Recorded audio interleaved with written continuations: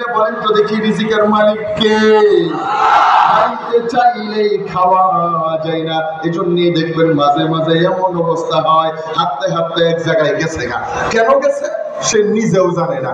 এনে গিয়া এমন এক বন্ধুর লোকে দেখা হয়েছে 20 বছর পরে, এই রাতটা দইরা শেষ রায় আমার সাথে নিয়ে গেছে, ফ্রিজ থেকে গুস্তু বের করে রাইন্দা খাওয়াইয়া পরে রাত 8টার সময় ছাড়ছে। জীবনে কল্পনাও করে নাই যে এই জায়গা গেলে আল্লাহ তার কপালে রিজিক লেগে রাখছে, খাওয়া লাগবে। এমন কি জীবনে আপনাদের লোকে হইছে?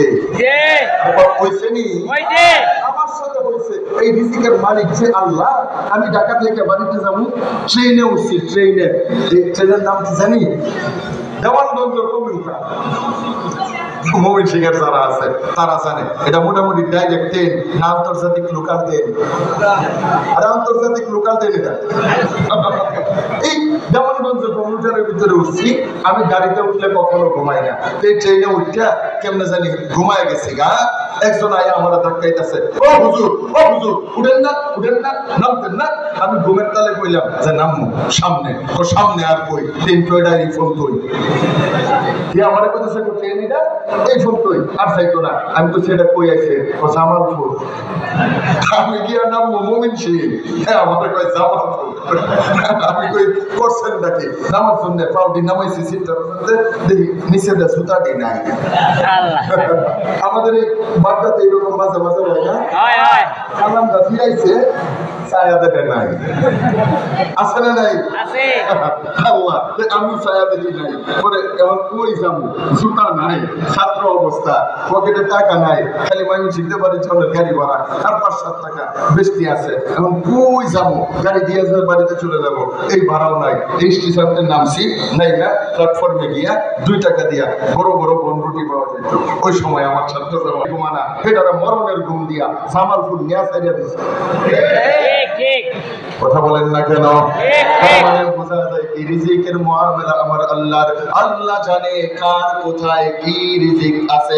আর মাঝে মাঝে মাঝে মাঝে এমন হয় পরের দিন দুপুরে বিয়ার দাওয়াত, আগের দিন রাত্রে খায় না, প্রস্তুতি নেওয়া শুরু করছে।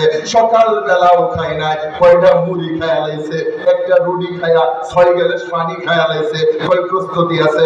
কারণ বিয়েতে গেলে 3000 টাকা দেওয়া লাগবে, এইটার সুদ তুইলা নিয়ে আসতে হবে।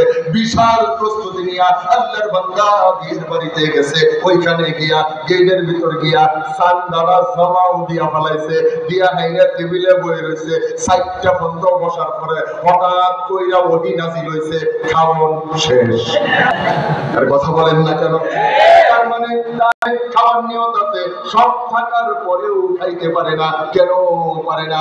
আল্লাহ কয় আমি তোর রিজিকে লিখি নাই। এজন্য মাঝে মাঝে এমন হয় পছন্দ মতো বাজার করে পাক করে সুন্দর করে ভাত গোনা প্লেটে নিয়া তরকারি নিয়া মাখাইছে, মুখে দিবে, এমন সময় টেলিফোন চলে আসছে, অ্যাক্সিডেন্ট হয়ে গেছে, মরে গেছে, আগুন লাগছে, মাথার উপর হাত থাইকা রাইখা হাত দুটো কইরা উঠা চইরা যায়। আল্লাহ বুঝায় দেয়, এ দুনিয়ার আমার বান্দা, রিজিকের মালিক আমি আল্লাহ, মালিক আমি আল্লাহ। আমি যারে খাইতে দিব সে খাইতে পারবে, যারে খাইতে দিব না সে খাইতে পারবে না।